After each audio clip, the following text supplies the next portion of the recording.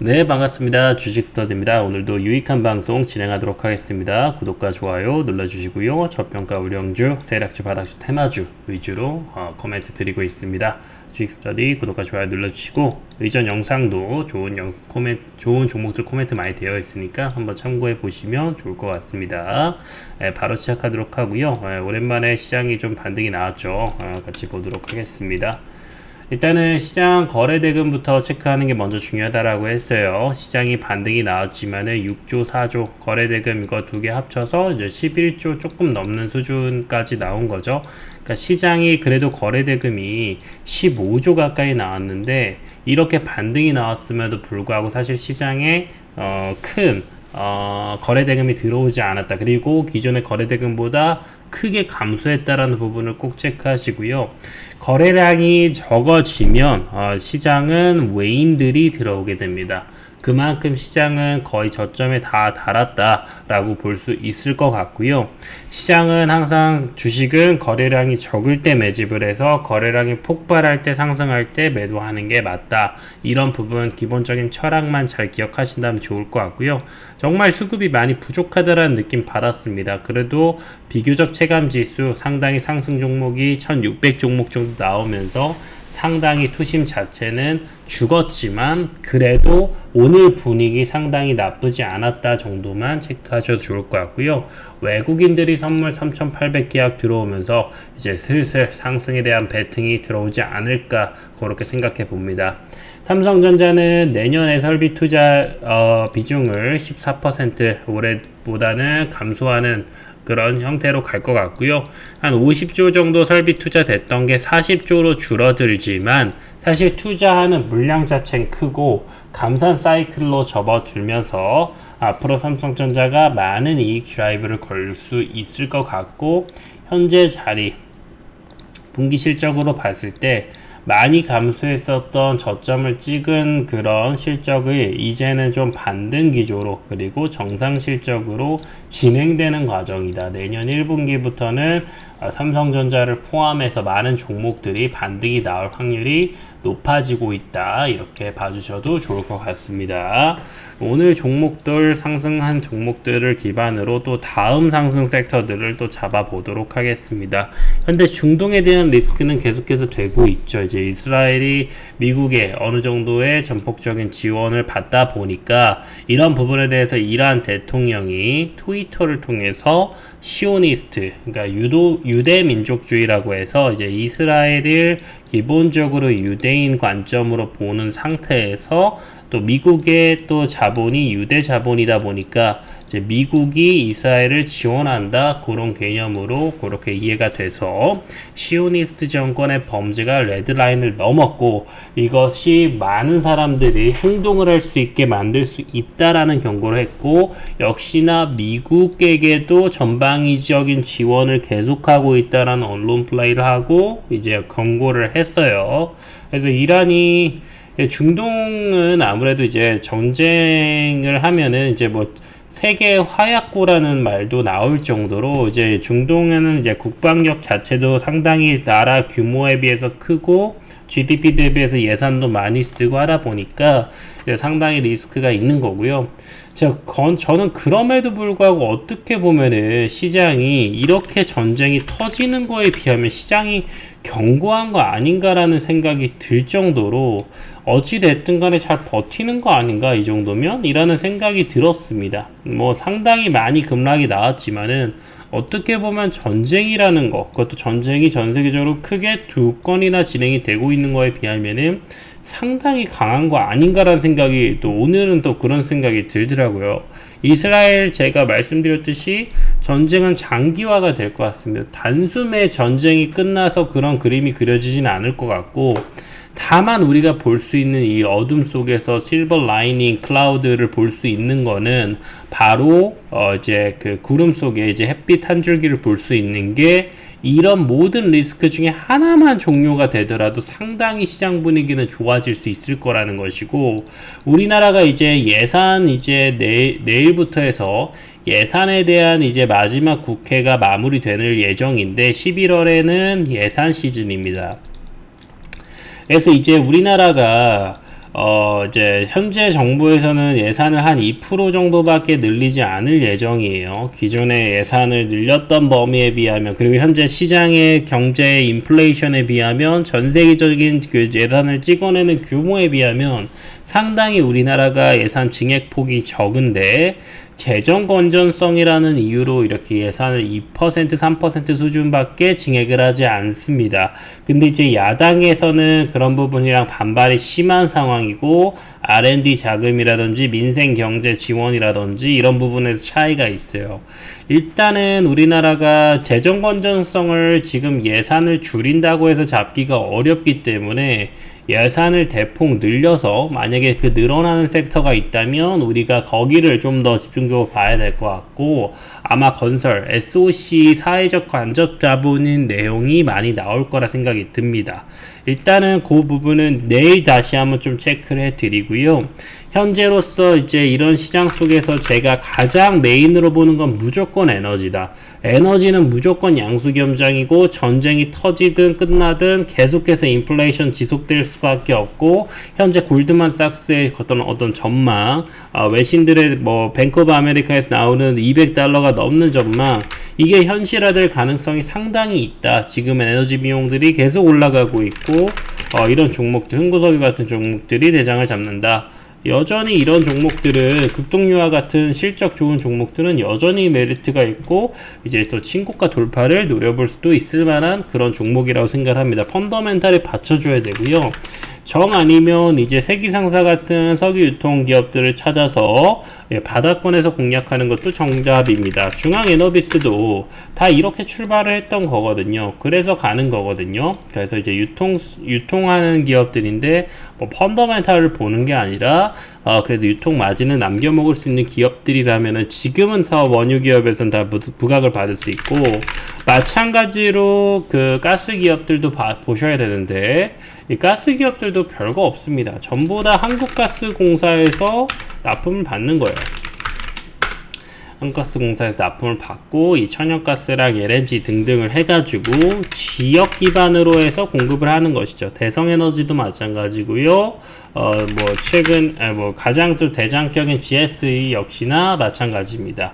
여기는 이제 거창이나 하동이나 함양, 산청, 합천, 그리고 경상도 진주 쪽까지 커버를 하고 있고, 이제 GSE가 나름 또 신고가 돌파를 준비를 하고 있죠. 탄력을 받을 가능성이 있습니다. 그리고 이제 방사는 당연히 전통적으로 봐야 되는데, 그 전에 또 봐야 되는 게 엘컴텍. 금값이 계속 올라가고 있죠. 금값이 계속해서 올라가고 있고, 이제 금값을 투자한다라기보다는 이제 어느 정도 금값은 고점을 형성을 하고 있어요. 정고 맞고 내려올 수도 있는 가능성도 있거든요. 금은 하지만 안전자산으로서 다시 한번 가치를 증명했고, 엘컴텍이 현재로서는 가장 대장으로 보고 있다. 제가 지난 방송에서는 IT센도 이거 왜 이럴까? 이게 왜 이럴까? 이런 식으로 말씀드렸는데 9% 오늘 상승이 나왔었죠. 이런 식으로 미리 준비해야지만 테마를 먹을 수 있다.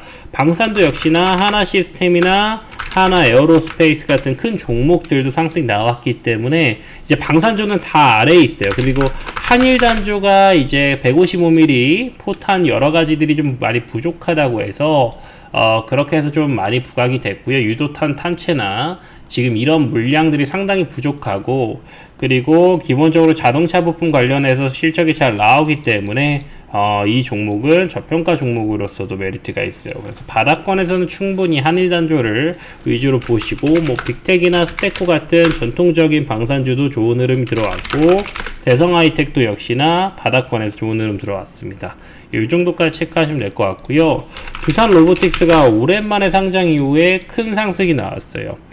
현재 지금 두산 로보틱스는 이게 거래소의 좀 문제이기도 하고 상장 시스템들의 어떤 프로세스의 문제이기도 한데, 직원들이 이탈 나오고 있다라고 해요. 과거에 SK 바이오팜 같은 사태이죠.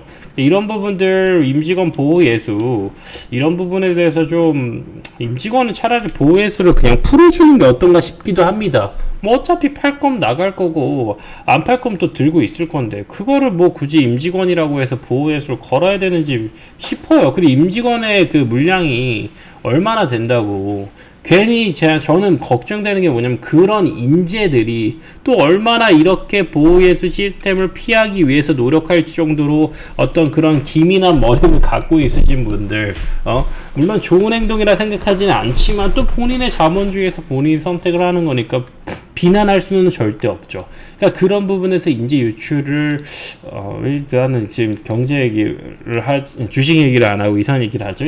아무튼간에 또 보호에서 풀린하고 테사럿이 나온다고 하니까 또 주가가 반등이 나왔어요. 재밌는 흐름 보여줬고요.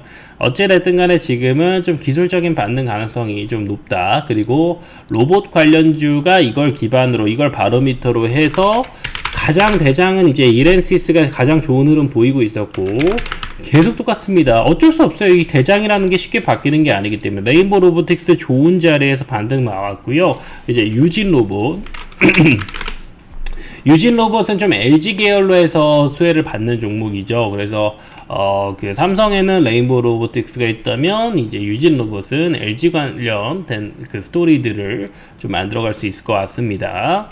바이오 쪽에서는 이제 툴젠, 세계 첫 유전자가위 치료제라는 그런 재료가 나왔는데, 이제 툴젠은 이제 유전자가위 관련해 가지고 계속 수혜를 받는 기업이에요.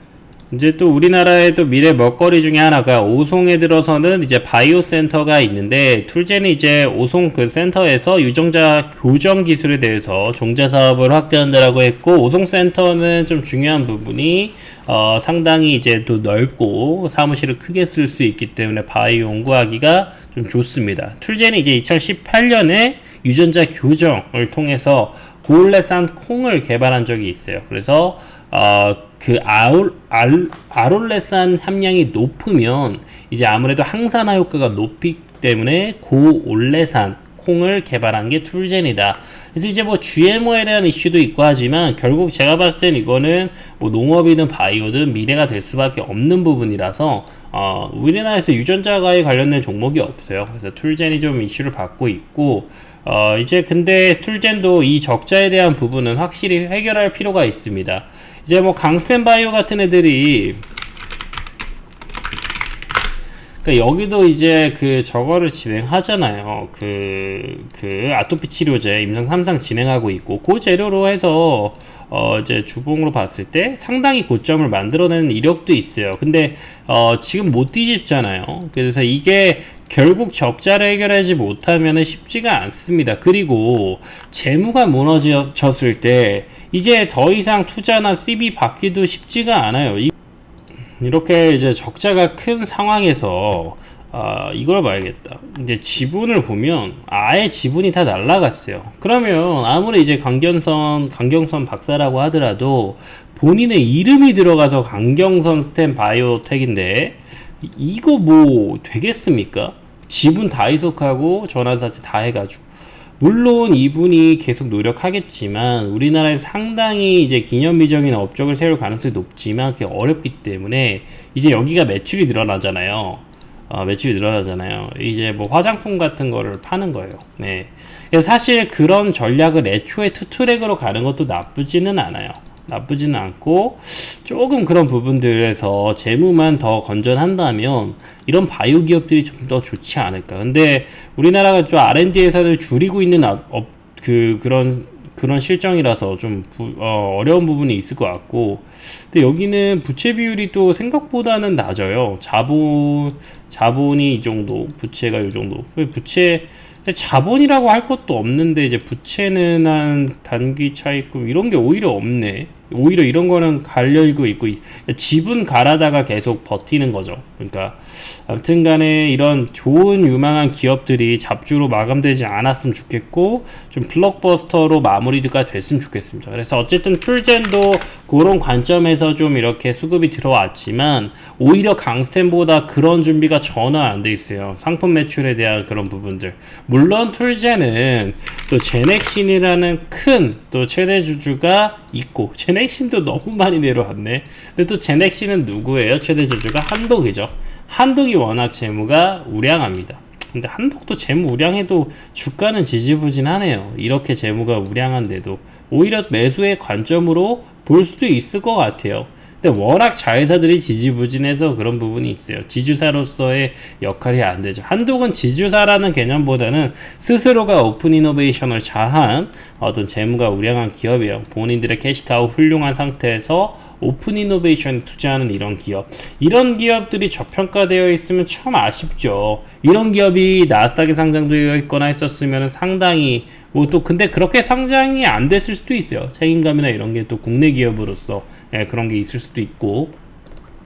아무튼 이런 기업이 만약에 정상적인 주가 평가를 받는다고 한다면 지금 자리에서 3배가 만약 오른다고 했을 때 현재 지금 영업이익이 약 300억 정도고 시총이 5천억 정도라서 3배가 가도 이상하지 않거든요.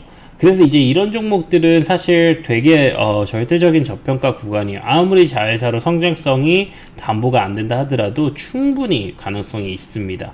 과거에 이미 그 주가를 여러 번 갔잖아요. 이미 밸류가 요거가 입증이 되거든요.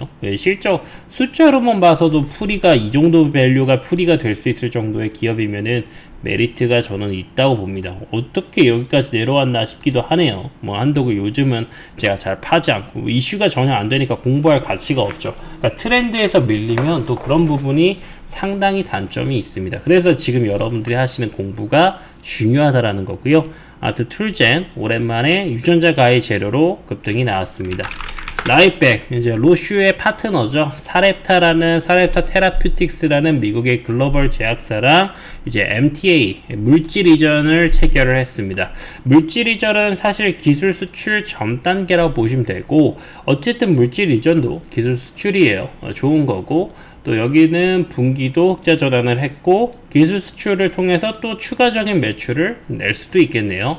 나이백은 이번 나노복합제에 대해서 세포 실험과 동물 실행 진행하고 골격근, 심장, 횡격막, 타겟 조직에 대한 치료 효과도 검증을 한다라고 합니다. 그래서 약물 전달 플랫폼 기술이 유전자 치료제 분야로 사렙타 테라퓨틱스라는 글로벌 제약사를 만나서 확대될 수 있기 때문에 우리나라 좀 물론 이제 이런 것들이 기술 유출로 또 이어지는 부분이 좀 안타깝기도 하지만 이렇게 해서 레퍼런스를 쌓아가서 더 나은 쪽으로 발전하는 것도 좋은 방향이라고 저는 생각해요. 그래서 나이빅 잘한다 생각하고 오늘 13% 정도 종가 마감 해줬습니다. 오늘 상한가까지도 간 거죠. 상한가 찍고 온 거예요. 그만큼 기술 수출에 대한 메리트가 특히나 이런 적자 바이오 기업들에게는 좋다. 미국에서 약국 최초로 의류 대마를 판매한다, 대마 오일을 판매한다라는 내용 나오면서 역사적인 그런 일이다라고 이제 CNN이나 이런 데서 집중 조명되면서 우리바이오가 오늘 수혜를 받았습니다.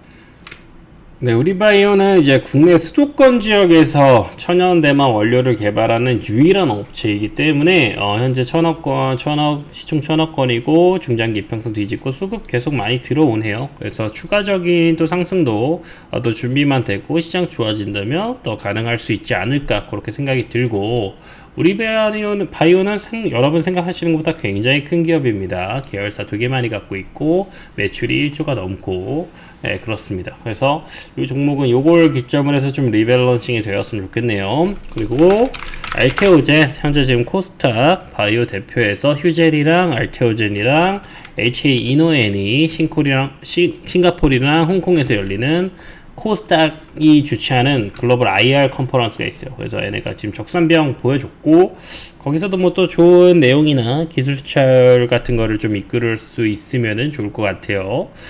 물론 이제 거기서도 쉽진 않겠지만 분명히 또 알테오젠을 주목하는 몇몇 참여사가 많이 없기 때문에 이번에 바이오 기업에서는 그 방금 말씀드린 3개밖에 없습니다. 그러니까 집중 조명을 받게 되면 분명히 또 좋은 기사가 나올 수 있고 다음 이제 1일이니까 아마 내일까지는 그래도 일단은 기술적으로 충분히 올라갈 수 있을 것 같습니다. 자, 그리고 이제 아시아나항공 지금 대한항공 합병 속에서 쉽지 않은 모습 보이고 있는데요. 일단 합병을 하려면 지금 이슈가 뭐냐면 얘네가 합병을 하는데 얘네 화물이 알짜 계열사예요. 근데 이 화물 사업을 매각을 해야만이 유럽 쪽에서 집행위원회가 경쟁 제한 우려에 대한 이슈를 그러니까 없앨 수가 있어요. 근데 이번에 이사회에서 그 안건 알짜다 보니까 그래서 가지려고 하는 거예요. 그러니까 알짜인데 이거를 매각하면 아시아나의 주주들은 당장 실적이 날아가는 거잖아요. 물론 합병했을 때 시너지라든지 그런 부분에 대해서는 또 모르는 내용이지만 어쨌든 당장의 알짜 사업이 날리는 거에 대해서는 반대 의견이 나올 수도 있다. 근데 뭐 시장은 아무래도 합병을 더 메리트로 보죠. 그리고 지금 대한항공도 좋지가 못하는 게 이게 계속 길어지다 보니까 이 아시아나에 대한 그런 합병에 대한 이슈만 벌써 길어지고 있고 2년이 넘었고 그 자문 비용만 법률 자문비만 1,000억이 넘었다고 해. 이 건에 대해서만. 그러니까 그렇게 어려운 거죠. 이게 기업 합병이라는 게. 게다가 이게 항공이다 보니까 여러 가지 항공법 이런 부분에 대해서 문제가 되고 또 독점에 대한 부분, 독과점에 대한 부분이 너무 쉽지가 않은 거예요. 우리나라에서도 이게 이슈가 될 겁니다. 그래서 어찌 됐든 간에 이런 시정 조치안이 빨리 제출이 돼서 동의가 돼서 EU 쪽에 대해서 합병이 돼야 어쨌든 얘네는 국내 기업 합병이지만 글로벌 기업 합병이나 다름없다라고 보시면 되고 빨리 잘 됐으면 좋겠어요. 그래야 우리나라가 이런 항공 쪽에서 굉장히 선진국입니다. 그래서 그리고 아시아나랑 그 대한항공은 그 항공 그 멤버가 달라요. 그래서 이거를 통합하는 과정에서도 또 되게 어떤 또 글로벌적인 기념비적인 업적이 되지 않을까 생각도 들거든요. 그래서 아무튼 잘 됐으면 좋겠습니다. 이런 기업들이 살아야 우리가 많은 항공 가구, 아직도 대한항공이 전 세계에 직항 없는 노선들도 있는데 그런 것들을 빨리 해결하고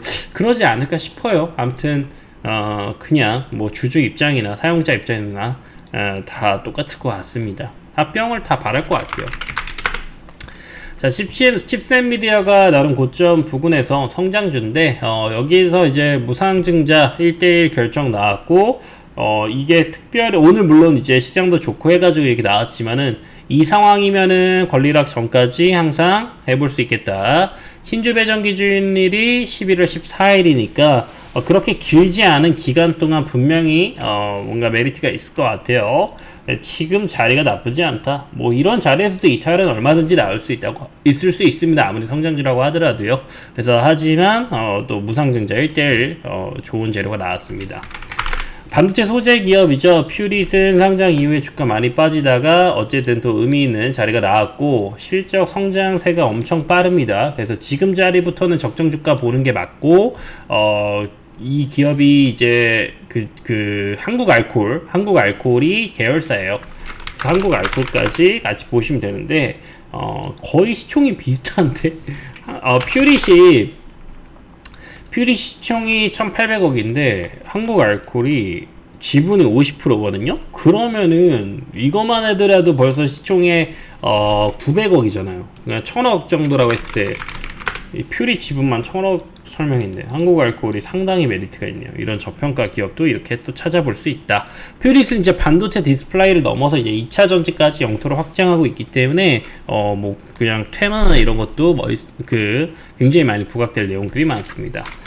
그리고 오늘 포스코 DX가 크게 또 반등이 나왔고 이제 금양이 이제 현재 지금 대구 쪽에서 현재 본인들의 밸류체인을 열심히 뽐내고 있어요. 대구 시장까지 초청해가지고 막 설명하고 있고 그런 이슈로 자리를 잡아가고 있습니다. 그리고 양극재 쪽에서는 이제 에코프로랑 에코프로 BM 이게 중요하다고 했어요. 얘네가 반등이 나와야지만 좋은 흐름들을 보여줄 수 있고 포스코 홀딩스도 역시나 비슷한 자리에서 반등이 나오고 있습니다. 그리고 오늘 소프트센이 반등이 크게 나왔는데 여기는 이제 한국 배터리 3사에서 LFP 양산을 공식화했는데 미국 유니콘 배터리 업체 소프트센이 LFP 장비를 납품한 이력이 오늘 부각이 됐어요. 한국 3사가 LFP 쪽 본다고 했고 그리고 이거에 대한 재료로는 탑 머티리얼도 같은 재료인데 오늘은 또 크게 빠졌습니다. 그래서 일단은 좀 한 20선까지는 또 밀리는 거를 기술적으로는 봐야 될 것 같아요. 이제 대유 재료들 계속 뭐 저는 긍정적으로 코멘트는 드리고 있습니다. 뭐 투자는 본인들이 하시는 거고 부도 기업은 당일에도 그러니까 정지가 될 수 있다라는 게 항상 가장 큰 리스크입니다. 대유 에이텍과 대유 AP 일단 좀 상반된 느낌 들죠. 방금 전에 했던 탑 머티리얼도 그렇고 소프트센은 완전 바닥권에 있으면 반등을 보여주기도 하고 같은 재료지만은 대유 여기 대우 에이텍처럼 오히려 눌리기도 하고 마치 탑머티리얼처럼 그러니까 같은 재료라도 꼭 그렇게 모든 게 다 커플링 되는 건 아닙니다. 아무튼간에 골프장이 이번 주 아니면 다음 주 매각이라고 하니까 가장 큽니다. 그게 3천억짜리이기 때문에 가장 크고 가장 큰 변제가 될 수 있고 그게 이슈가 될 수 있어요. 왜냐면 이게 너무 소문만 무성했다가 어쨌든 답은 없습니다. 그래서 매각이 된다면 분명히 전 호재로 발생할 수밖에 없겠다. 근데 뭐 그 전까지가 더 기대감이 나올 수가 있겠죠. 노바렉스 건기식 기업이죠. 과거에 엄청난 이제 코로나 시기에 크게 상승을 한번 보였기도 했다가 지금은 또 많이 빠진 상태입니다. 밸류는 워낙 좋아요. 꾸준히 흑자 내고 OEM, ODM을 통해서 여러 가지 브랜드들이 고객사들로부터 창출이 되고 있고 지금 노바렉스를 좀 주목하셔야 되는 것 중에 하나가 해외 매출이 4년 동안 연속적으로 늘어나고 있다라는 부분이에요. 그래서 사실 국내 OEM, ODM 계속하면 아직 성장성이 많이 남아 있겠지만은 해외에 대한 해결을 했기 때문에 노바렉스는 지금부터 상당히 기대된다. 이제 한국콜마 같은 기업이 될 수 있을 거라 생각합니다. 오늘 카페24 좋은 흐름 보였습니다. 카페24가 이제 비크라는 기업과 전략적인 제휴를 했는데 이제 유튜브 쇼핑을 연동하는 소식을 따라서 어떤 유튜브에 대한 매출이 크게 늘 것이라는 기대감. 아무래도 라이브 커머스나 이런 걸 많이 활용하기 때문에 현재 자리에선 큰 호재가 될 만한 내용입니다. 그리고 S&T 다이나믹스 이런 기업을 보면서 느끼는 게 많아야 되는데요. 현재 시총 4천억에 실적이 꾸준하게 늘어나고 매출이 크게 늘어나고 분기가 크게 늘어나는 이런 시그널들. 물론 그런 부분들이 충분히 주가에 반영된 모습이 보이긴 하지만 자, 고금리든 뭐든 실적이 가장 깡패입니다. 아무리 그러니까 고금리든 뭐든 실적이 성장하는 모습을 보여줄 수만 있으면 주가는 우상향할 확률이 굉장히 높다라는 거죠. 말이 빨라지니까 꼬이네요. 아무튼 이런 부분들 이렇게 실적이 대폭 늘어나는 기업들 꼭 보셔야 됩니다. 기존에도 실적이 좋다가 유지되는 건 좀 재미가 없어요. 실적이 늘어나고 갑자기 대폭 늘어나는 게 시장에서는 가장 큰 반응을 가져온다. 고금리도 다 필요 없습니다. 이런 기업들은.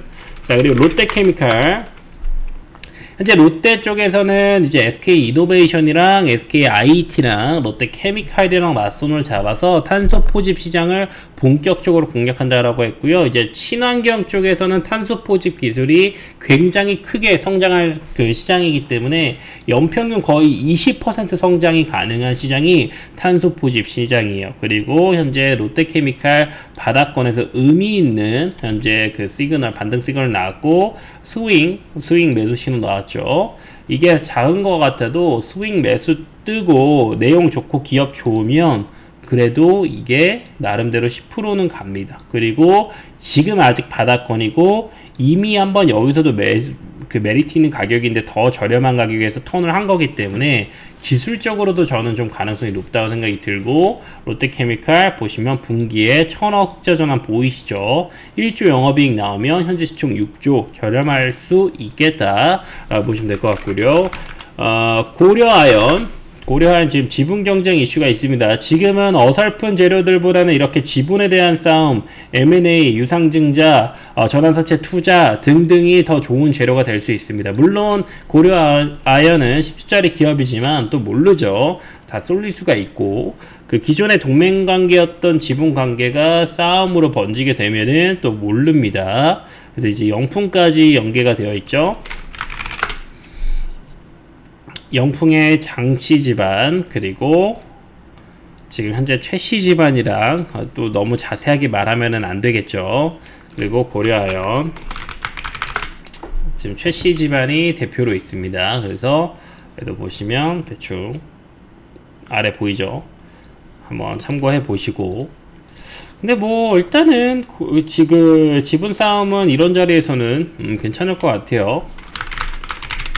현대비엔지 스틸 히토류 연구자석 자회사를 통해서 진행하는 부분들 그러니까 전 거래를 이슈됐고 이제 물량 소화해서 N자형 반등이 바로는 어려워도 음봉 2개 정도 만들면 좀 메리트 있는 자리가 될 것 같고 일단 고점이 나올 만한 거래량이 터진 시그널이에요. 그래도 여전히 좀 주가가 저렴하고 기존에도 훨씬 더 높은 자리에서 더 거래량 터진 거 봤을 때 수급적으로 봐더라도 이제 17,000원까지는 1차 목표가 잡는 게 저는 맞다고 보고, 만약에 이제 120선 중장기 이평선에 오면은 요런 자리는 메리트가 좀 있을 수 있다. 예, 참고해 보시면 될 것 같습니다. 네, 오늘 여기까지 하고요. 내일도 또 좋은 종목과 정보로 인사드리도록 하겠습니다. 스터디방 입장하시면 종가 마감한 정보 말고도 살아있는 장중 정보들 많이 전달해 드리니까 입장하셔서 도움 많이 받으시면 좋을 것 같습니다. 주식 스터디였습니다. 구독, 좋아요 꼭 부탁드리겠습니다.